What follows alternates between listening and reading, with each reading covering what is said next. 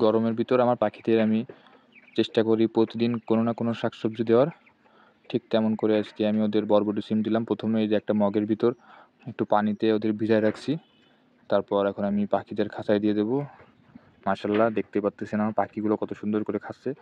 আর বরবটি সিম না, শুধু যে কোনো জিনিসই প্রথমে একটু আধা ঘন্টা 15 মিনিট পানিতে ভিজিয়ে রাখা ভালো, কারণ এই যে বাইরের একটা জিনিস ওটা পানিতে ভিজে রাখলে রোগ জীবাণুগুলো থাকে না, যদি কোনো সমস্যা থাকে এগুলোর ভিতর। যার কারণে আমি প্রথমে পানিতে ভিজায় রাখি, তারপর ওইগুলো পানি থেকে উঠায় পাখিদের দিয়ে দিই। মাশাআল্লাহ, আমার যতগুলোই পাখি আছে সবগুলো পাখি আমার এই শাকসবজি এইগুলো খুবই পছন্দ করে।